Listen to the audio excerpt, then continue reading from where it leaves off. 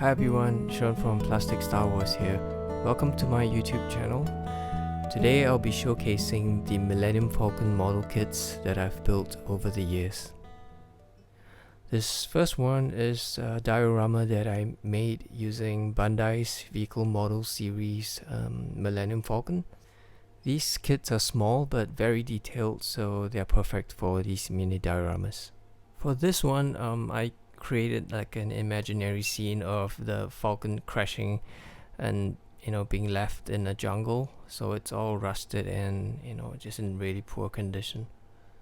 As you can see, it's really quite beat up. To create the damage, I've just used a penknife and cut pieces of the kit in like a very random manner.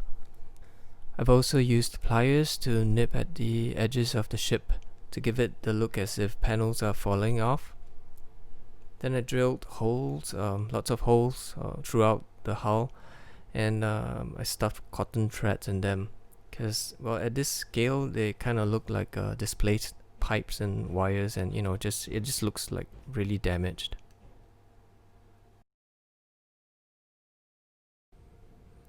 Now for the diorama base, I've used products from Woodland Scenics, but you can also make your own flocking material by coloring some sponge and just tearing it into small bits.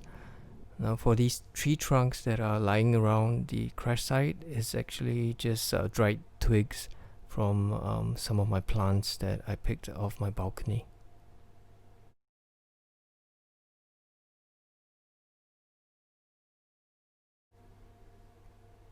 Now this next one is one of my favorite scenes from The Empire Strikes Back, the asteroid chase.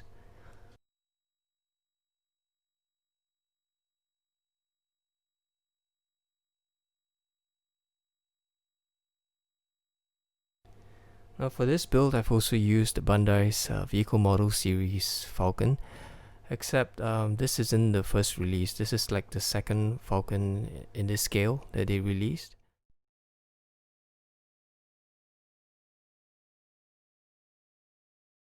And the difference being that this replicates the ship that was seen on Empire.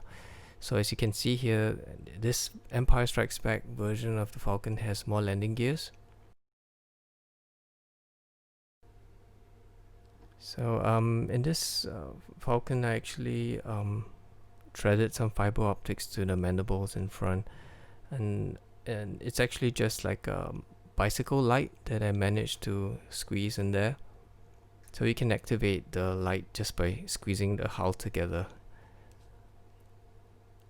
And all these little TIE fighters, they are made out of paper and a BB gun pellet.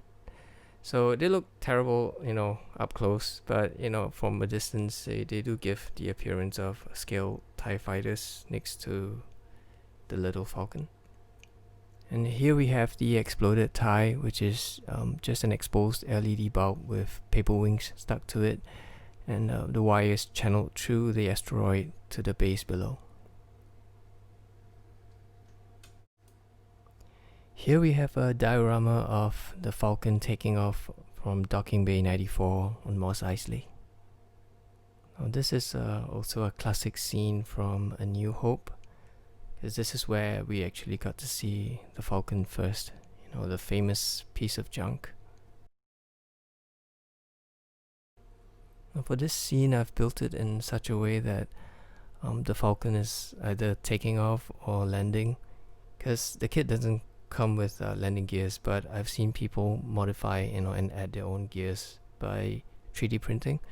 But I do kind of like the look of the Falcon in mid-air. Initially I had the idea of recreating the scene where the Falcon was escaping the stormtroopers, but I quickly realized that wasn't going to work, because the troopers would have to be like ant-sized. So as before, I've used Bandai's vehicle model series Falcon, and this is the New Hope version, so it has the 3 landing gears. The docking bay itself is made mostly out of foam boards and cardboard, smoothed out with wall putty. I started out by just drawing the blueprint directly onto the baseboard itself. That way I could plan for the lighting, because I wanted one of the rooms to be lit. Because somehow when there's light, it hints at activity and it kind of brings the whole thing to life. Same for adding greeblies. So you'll notice that there's a lot of little details throughout this small diorama. They're mostly made out of like everyday objects, cotton threads for refueling lines, because at this scale, again, it's just so small. And things like toothpicks for pipes. Paper can be shaped into lots of interesting things, and also leftover model kit parts that you can really use. I've also used fiber optics for this diorama, but it's all subtle stuff like lights on the tower and the landing lights.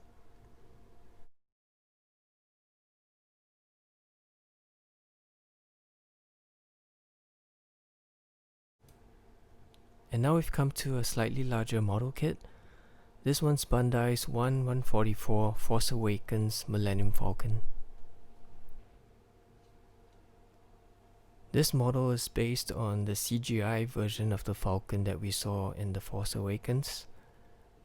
So essentially this is a brand new Falcon design because it is different from the practical effects models. The most visible difference is the radar dish because it's now square. It also has a more detailed looking engine area because you can see that there are grills now, whereas in the past it's just a strip of light. You'll also notice that there's a lot more pipes and plumbing throughout the ship, especially on the mandibles.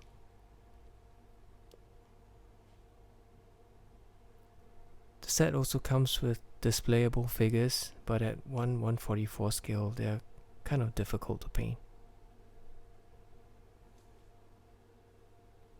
When the kit was released back then, I think there was a lighting kit that's available, but I decided to just put in my own LEDs. And this is where I hid the battery compartment. It's accessible via the hull plate that isn't secured with glue. On hindsight, I should have replaced the clear blue plastic with something more neutral, because I don't really like the blue glow, even if it's kind of screen accurate for the new movies. I've also installed some fiber optics in the cockpit, but you can only see this in a slightly darker environment.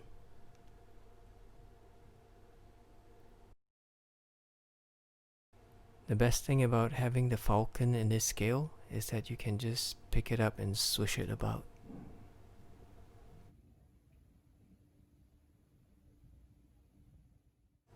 Going up in size, this is Bandai's perfect grade 1/72 scale Millennium Falcon.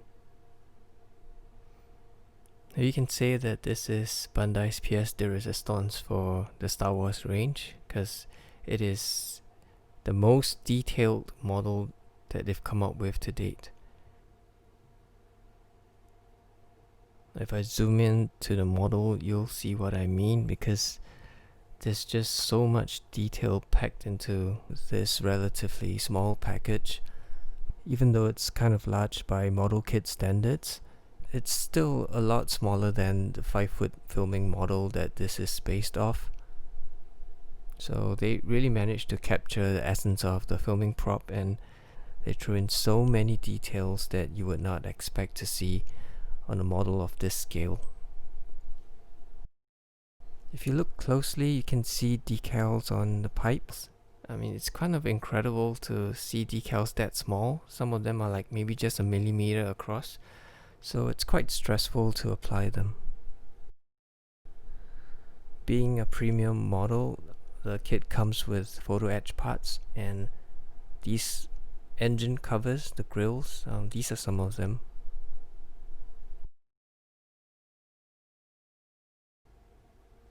Now, these are the gun ports, and if you look inside you can see some lights because I've put in some fiber optics. And as seen in the movies, the gun ports are interconnected so you can see through the hull. There's lots of pipes and plumbing all over this ship, and these parts are really delicate and fragile. On top of that, there's also like a lot of parts that are really tiny and small that can get lost really easily. So you've got to be really careful when you're putting this thing together. Again, the tiny decals, and there's a ton of them. The decals themselves, it's like a project. Getting all of them on is just quite a challenge. Now this is the cockpit section. You get 6 figures in this kit. There's Han, Chewie, Luke, Ben, Leia, and 3PO. This kit comes with lighting, so if you build it stock, you will still get some lights that will come through the back panel. But for my build, I've actually modded it and included fiber optics in the interior, as well as reworked the back panel, because what happens is that the back panel actually comes molded as in clear plastic, so you can actually paint it black and then just scrape off the parts where you want light to shine through with something sharp like a pin, and then you can just fill in the color that you want using markers. So technically it's just backlit, but it looks like there's a lot of individual lights.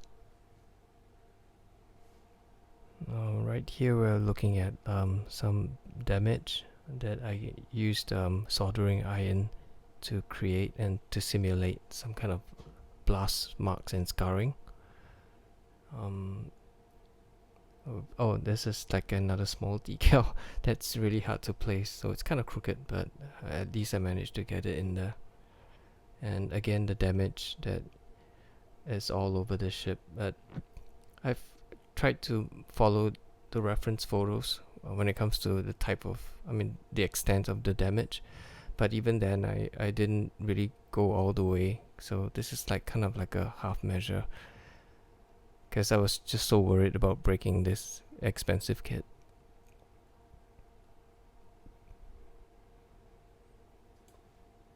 Again, some subtle damage that is done using pliers.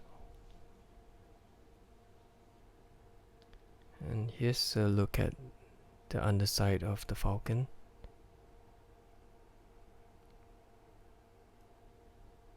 So as you can see, it's weathered and kind of beat up. So I've replicated all the battle scars that I can find on reference photos, mostly just by using Tamiya Weathering Master Pastels.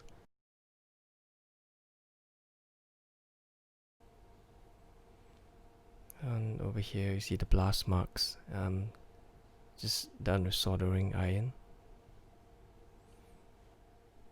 Over here you can see the other photo etch part that's provided. It's some sort of a grill detail that's on the exterior of the cockpit.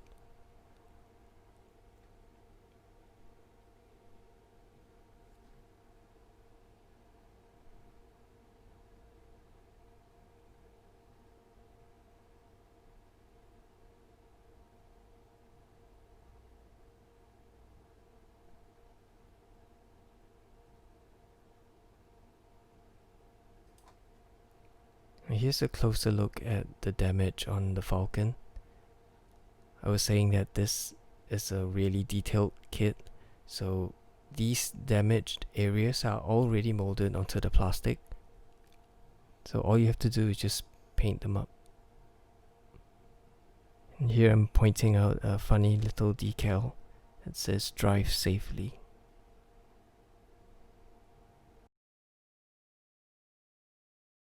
The Falcon with the removable landing gears and ramp installed. I like how the lights actually shine down on the landing gears.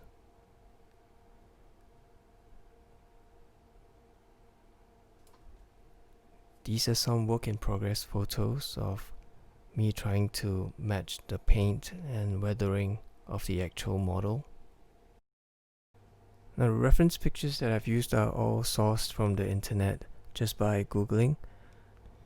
You'll find some of these links in the video description below. I hope they will be useful for those of you who are looking for reference materials. Now this DeAgostini Millennium Falcon is the largest model kit that I've built to date. It is in 1/43 scale and it weighs slightly over 10 kg or 24 pounds.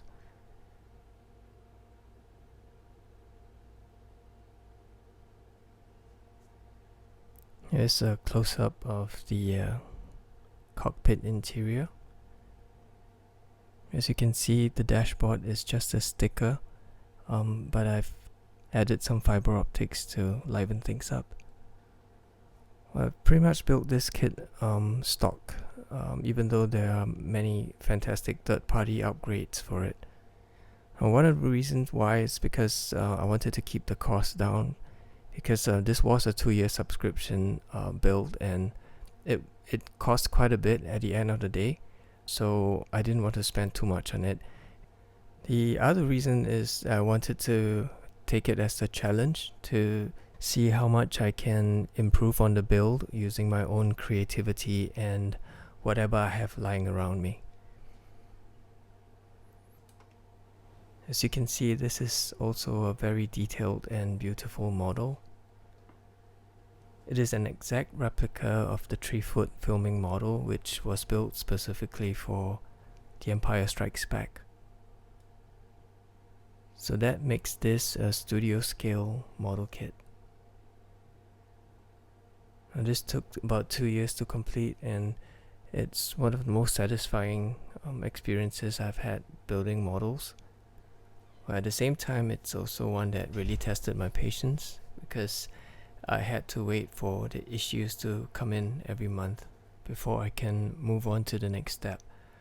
So I ended up taking my time with the build at every step of the way, and I think because of that, it really paid off at the end of the day. Now here you can see the engines of the DeAgostini is kind of true to the filming model, in the sense that it's just a clear piece of plastic with no detail. And because of the size of this kit, I had a great time painting and weathering it, because I was able to practice different techniques on it.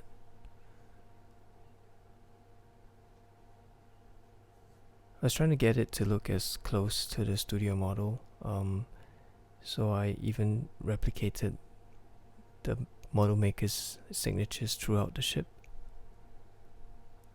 Here's a look at the gun well. I've also added some fiber optics in there. Now, even though the DeAgostini and the Perfect Grade Falcons are true to the filming models, they are still idealized versions of them. And in this case, the DeAgostini, we have like a scaled down movie set of the cargo hold, which was great fun to build and light up.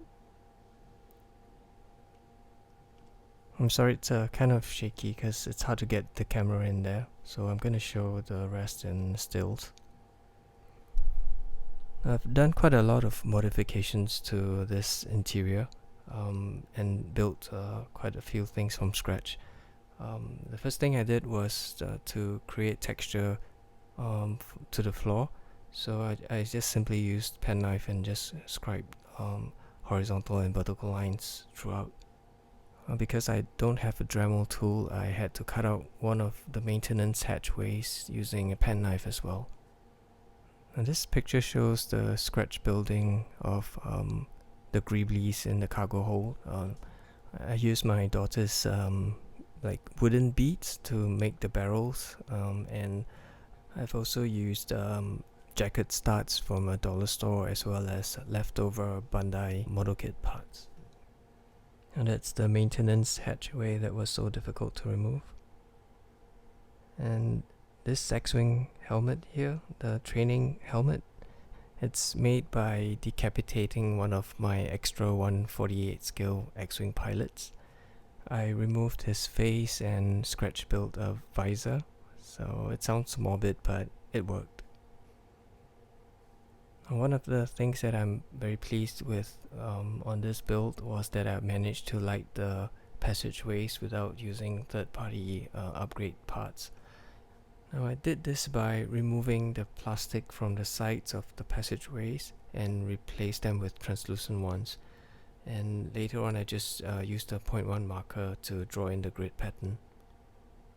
I've also scratch built the greeblies seen on the wall lights, as well as created some damage by removing some of the wall padding. Not sure if you can see it, but it's kinda there. Now this is the smallest Millennium Falcon in my collection. It's in 1/5000 scale, and this piece came with the Star Destroyer set that Bandai released. Pretty amazing that they can actually produce a Falcon that small these days. And here are some pictures of my build next to the original studio model.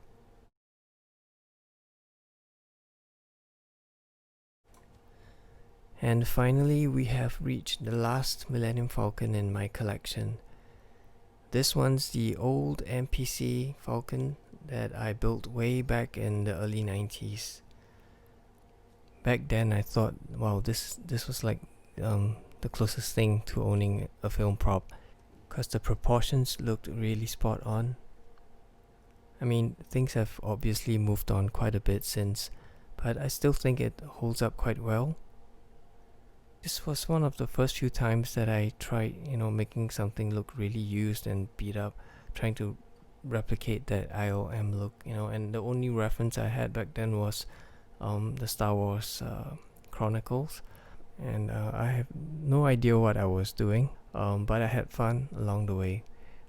So I discovered things like washing, giving it black wash and adding all sorts of grime to this thing, making it look really, really, terribly used.